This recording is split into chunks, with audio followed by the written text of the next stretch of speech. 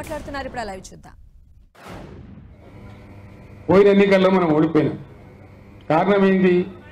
Simple మాట, చాలా simple, అందులో ఏం లేదు, బ్రహ్మరాశి. మనోళ్ళకి జర అలవాటు కదా, జర మంచిగా కాగానే ఉబ్బుడు, జరంతా ఎడమెడం కాగానే సగ్గుడు, ఇదంతా మనకు అలవాటు మన తెలంగాణ. మనం ఇవన్నీ ఏమైపోయింది, నీళ్ళు ఏమైంది, మంచిగా మిషన్ భగీరథ నీళ్ళు వచ్చినాయి, ప్రతి ఇంట్లో నల్ల వచ్చింది, 24 గంటల కరెంట్ వచ్చింది, రైతు బంధు వస్తూనే ఉండే, ఆడిపోతుంది, ఇవన్నీ అయిపోయినాయి. వాడేమో 5,000 ఎక్కిస్తా అంటాడు కదా, 2 అక్కడ 4,000 పెన్షన్ అంటాడు కదా అని ఆయన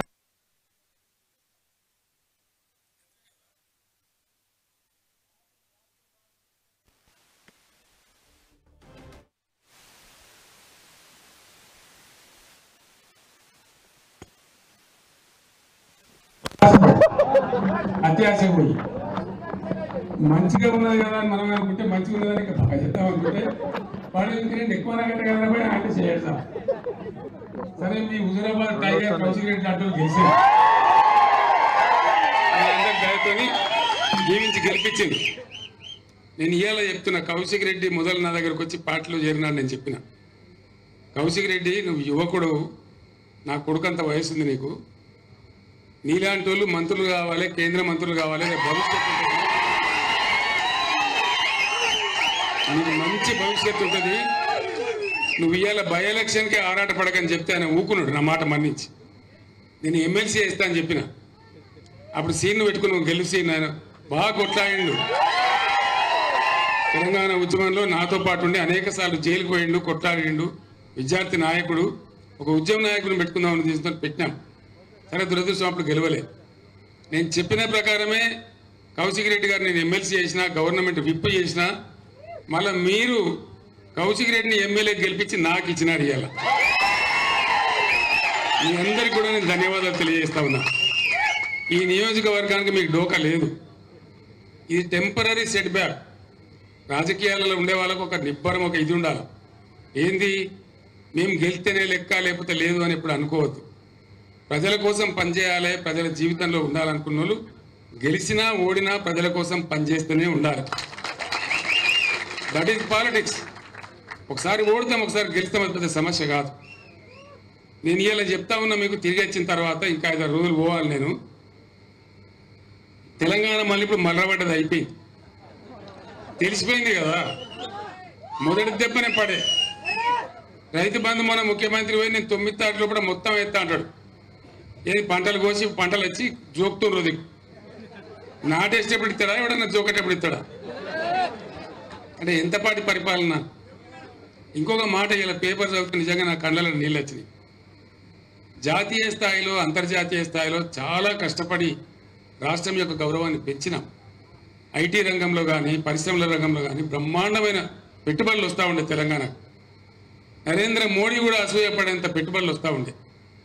ఇవాళ చదివితే ఓ 1000 కోట్లు పెట్టుబడి పెట్టే కంపెనీ మద్రాసుకి వెళ్ళిపోయింది, తమిళనాడు రాష్ట్రానికి వెళ్ళిపోయింది. ఇవాళ చూస్తే అల్యూమినియం అండ్ ప్లాస్టిక్ ఇండస్ట్రీకి కరెంటు కోతలు పెడుతున్నది ప్రభుత్వం. రోజుకు 5-6 సార్లు ట్రిప్ అవుతున్నది. వాళ్ళ మధ్యలో ప్రాసెస్లో పని ఆగిపోయి వాళ్ళు పెదవిరుస్తున్నారు. ఇక తెలంగాణ లాభం లేదు, వెళ్ళిపోవాలనుకుంటున్నారు అని చెప్పి వార్త వచ్చింది. నాకు చాలా బాధ కలిగింది, చాలా దుఃఖం కలిగింది. 4-5 నెలల దుర్మార్గులు ఎంత పని చేసిరి, ఎంత మంచిగా ఉన్న తెలంగాణ ఎట్లా ఆగమైపోయాయి, ఇది ఎట్లా అని చెప్పి చాలా బాధపడ్డాం. ఈ బాధ నివారణ కావాలి. నేను మీ అందరినీ ప్రార్థించేది ఒకటే, 2001లో తెలంగాణ జెండా ఎత్తినాడు హుజూరాబాద్ గడ్డ. ఆనాడు పెద్ద నాయకులు లేకపోయినా బ్రహ్మాండంగా జడ్పీటీసీలు, ఎంపీపీలు గెలిపించిన గడ్డ హుజూరాబాద్ గడ్డ 2001లోనే. దాని ఫలితమే మనకు తెలంగాణ వచ్చింది, బ్రహ్మాండంగా ఉన్నాం. తెలంగాణ ఉద్యమం అయిపోలే, ఇంకా ఉన్నది. తెలంగాణ పునర్నిర్మాణ ప్రక్రియ కూడా ఇంకా ముందుకున్నది, మన బాధ్యత అయిపోలే. అందుకోసం దయచేసి నేను మీ అందరినీ కోరేది ఒకటే, ఒకటే మాట చెప్తాను మీకు. నేను ఇంత జల్దీ 4-5 నెలల్లోనే ప్రజల నుంచి ఇంత వ్యతిరేకత కోరుకున్న ఈ ప్రభుత్వం కొసముట్టే ప్రభుత్వం కాదు. రెండవది, 100% నేను మీకు చెప్తా ఉన్నా, మీరు నా మాట మీద విశ్వాసం ఉంచండి. మళ్ళా బ్రహ్మాండంగా ఎప్పుడు అసెంబ్లీ ఎలక్షన్ వచ్చినది, మధ్యలో వచ్చినా కొసకొచ్చినా ఎప్పుడు వచ్చినా ఖచ్చితంగా మళ్ళా మన గవర్నమెంటే వస్తుంది. దాంట్లో ఎవరికి కూడా 100% వస్తుంది. మనం పనిచేసేది బాకీ ఉన్నది, ఇంకా చాలా మంచి జరగాల్సిన అవసరం ఉన్నది. 365 రోజులు నీళ్లు రావాల్సిన అవసరం ఉన్నది. నాకు 2 విషయాలు మీరు మామూలుగా చిన్న ముచ్చట, 9 ఏళ్ళు బ్రహ్మాండంగా వచ్చిన కరెంటు ఎందుకు వస్తలేదు? నడిచిన తోవే కదా. మీరు కొత్తగా గడపార్లు బట్టి తవ్వేది లేదు, బాయిలు తవ్వేది లేదు, పుడికలు తీసేది లేదు. నడిచింది నడిచినట్టు నడిపితే అయిపోయేది కదా.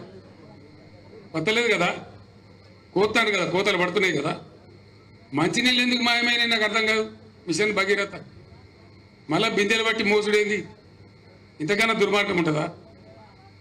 దవాఖానాలు మంచిగా చేసినాం, ఫస్ట్ క్లాస్గా చేసినాం. కేసీఆర్ కిట్ అని వ్యాన్లు పెట్టి బండ్లు పెట్టి అమ్మాయిలను తీసుకెళ్లి ప్రసవం చేయించి మళ్ళీ పైసా ఖర్చు లేకుండా ఇంటికాడ దించినాం. వాళ్ళ చేతులు ఆడపిల్ల పుడితే 13,000 పెట్టి, మగపిల్లవాడు పుడితే 12,000 పెట్టి బ్రహ్మాండంగా ఓ కేసీఆర్ కిట్ ఇచ్చి వాళ్ళని ఆదుకున్నాం. ప్రైవేట్ దోపిడీ బంద్ అయిపోయి గవర్నమెంట్ దవాఖానాల ప్రసవాలు బాగా అయింది. మళ్ళీ ఇప్పుడు తారుమారు అయిపోయింది, కింది మీద అయిపోతా ఉంది. కేసీఆర్ కిట్టు లేదు, న్యూట్రిషన్ కిట్టు లేదు, ఆ కథ లేదు. 2 వార్తలు వచ్చినాయి ఇవాళ. వరంగల్ ఎంజీఎంలో దుర్భరమైన పరిస్థితుల్లో ఎయిర్ కండిషన్లు పనిచేస్తలేవు, కొత్తగా పుట్టిన చిన్నపిల్లలు ఎండకు అల్లాడుతున్నారని ఆ తల్లులు గోసపడుతున్నారని చెప్పి పేపర్లో వార్త వచ్చింది.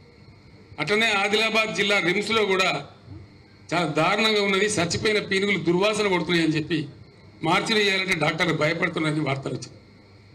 ఇంత మాయలేమే, గింత తొందరలనే, గింత ట్రాక్ ఎట్లా తప్పుతుంది? ఏం కారణం అంటే ఇప్పుడు ఉన్న పరిపాలకులకు ఒక పద్ధతి, పాడు, ఒక వ్యవహారం చేసేటువంటి దక్షత, ప్రజల మీద ప్రేమ, ఎట్లన్నా చేసి రాష్ట్రాన్ని కాపాడాలనేటువంటి వ్యవహారం లేదు కాబట్టి ఈ దుర్మార్గాలను వస్తూ ఉన్నాయి. అంటే దాని అర్థమైంది, వీళ్ళ వల్ల కాదు, వాళ్ళు చెయ్యరు, చెడగొడతారు. మళ్ళీ బాగు చేయాల్సింది కూడా మన బాధ్యతనే ఉంటుంది. మళ్ళా మనం వచ్చేదాకా ధీటుగా పనిచేసి తెలంగాణ రాష్ట్రం కోసం, ప్రజల కోసం ఈ పార్టీని ముందర తీసుకొని పోవాలి. మధ్యలో ఇప్పుడు వచ్చినాయి పార్లమెంట్ ఎలక్షన్.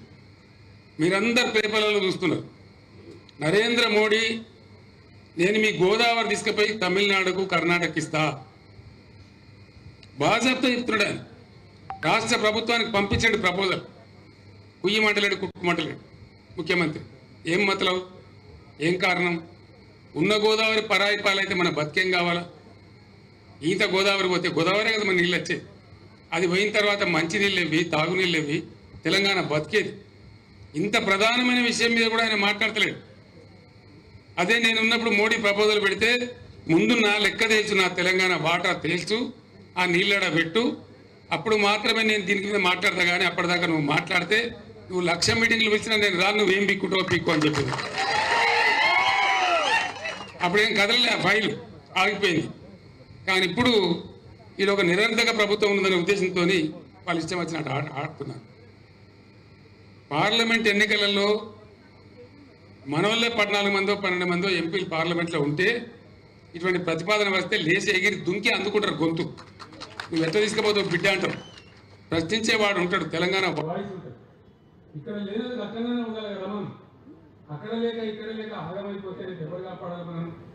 అందుకోసం ఎట్టి పరిస్థితులలో బ్రహ్మాండంగా బీఆర్ఎస్ గెలవాలి పార్లమెంట్ ఎలక్షన్లలో.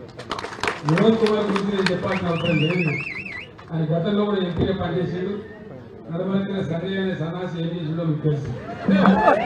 అలా తంబాకు నవ్వులు అన్నప్పుడు మాట్లాడు తప్ప, దీని మీద వాడు అని తిప్పుడు తప్ప, తిట్ల పురాణం తప్ప ఇంకోటి లేదు.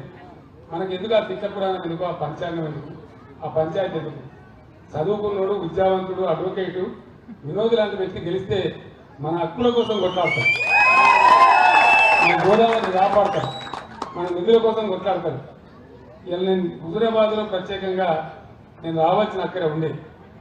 కౌశిక్ రెడ్డి తను ఎంత పొడుగున్నాడో అంత భారీగా వేద్దాం అనుకున్నాడు. నేను 50,000 మంది చేస్తా రాత్రి కూడా, సాయంత్రం 5,000 మాకు కూడా ఉపరం ఎక్కున్నదని